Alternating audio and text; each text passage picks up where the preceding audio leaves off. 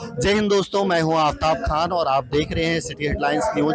दोस्तों, इस वक्त मैं मीरा भाईंदर के डॉक्टर अप्पा साहब धर्माधिकारी हॉल में हूं और यहाँ पे as a cabinet minister Pratap Sarnaik ji मौजूद हैं।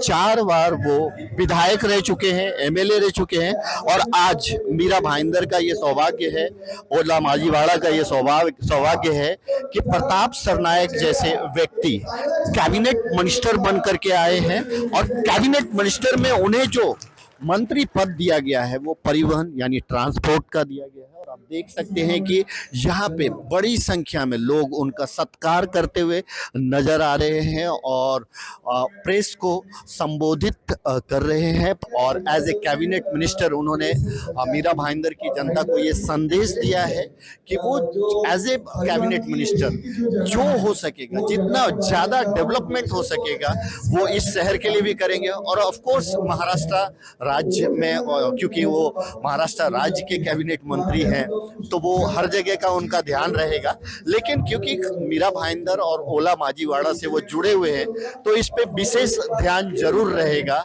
आइए जानते हैं कि प्रताप सरनायक जी ने अपने कैबिनेट मिनिस्टर का शपथ लेने के बाद जो पहली प्रेस कॉन्फ्रेंस मीरा भाईंदर में लिया, उन्होंने क्या कहा। Thank you so much.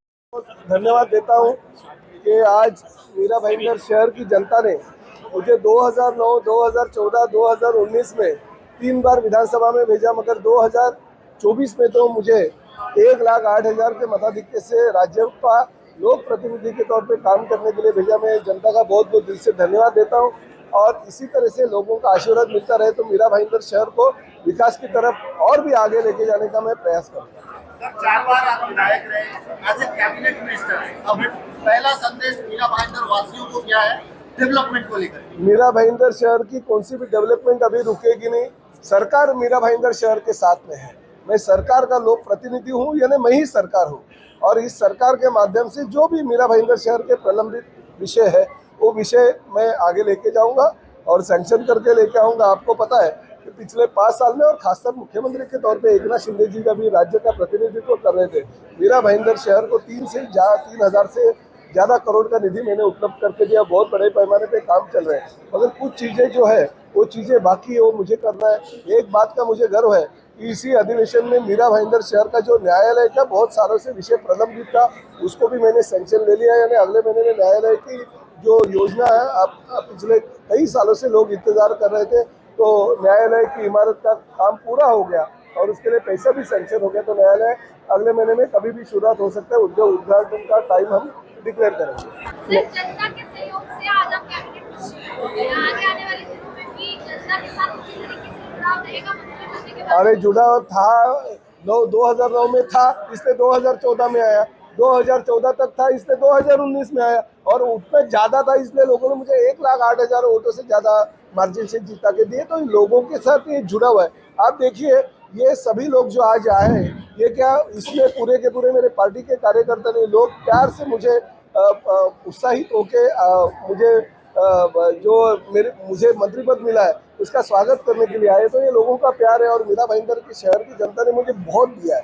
2009 के पहले मुझे जानती नहीं थी लोग प्रताप सरनाइक कौन है, ठाणा का रहीवासी है, मगर आज लोग ऐसे समझते नहीं, प्रताप सरनाइक हमारे मीरा भाईंदर शहर का ही रहीवासी है। मैं महाराष्ट्र के लिए ही काम करना चाहता हूँ क्योंकि अभी महाराष्ट्र का प्रतिनिधि हूँ, मगर एक बात है, पहले घर से शुरुआत होनी चाहिए।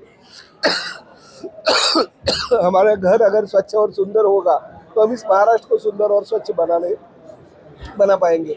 मैं मीरा भाईंदर शहर को स्वच्छ और सुंदर तो बना ही रहा हूँ, ठाणे को स्वच्छ और सुंदर बना ही रहा हूँ। एकनाथ शिंदे साहब हमारे साथ में है, तो आगे ऐसे ही जैसे मीरा भाईंदर शहर को बनाया, जैसे ठाणे को बनाया, वैसे पूरे महाराष्ट्र को स्वच्छ और सुंदर और अच्छी तरह की परिवहन सेवा देने का मैं प्रयास करूँगा।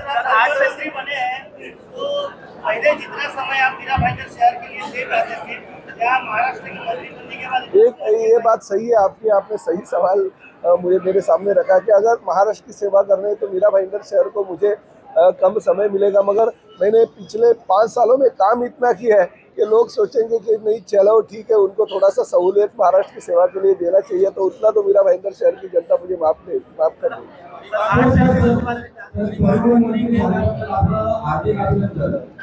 आणि आता आपण मेट्रो इथे आलेले आहे. मेट्रोचं एक 2 टप्प्यामध्ये सुरू होणार आहे. डिसेंबर ह्या महिन्यामध्ये पहिला टप्पा आणि दुसरा टप्पा 25 नोव्हेंबर. तर पहिल्या टप्प्यामध्ये प्रॉब्लेम असा आहे, एंट्री एक्झिटचा प्रॉब्लेम आहे. सातारा आणि तो हायवेचा ब्रिज आहे, त्याला जोडणं अजून पूर्ण झालेलं नाही. तर यासाठी आपण काय प्रयत्न करायचा? नाही. जागा दिली नाही.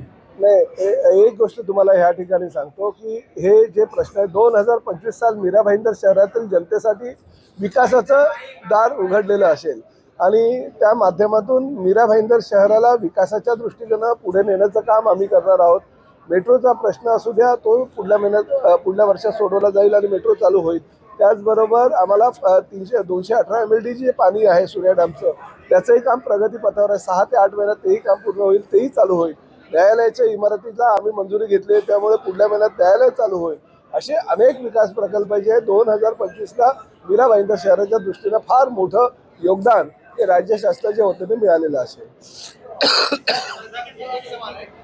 आप परिवहन मंत्री बने हैं, इसमें सर पब्लिक से व्हीकल से जुड़ी जो फाइल की जो आपकी जो पॉलिसी है वो बहुत एकदम रॉन्ग है. उसके ऊपर रिवाइज करेंगे क्या है? ये देखिए, मेरा आज पहला ही दिन है और आज संडे है.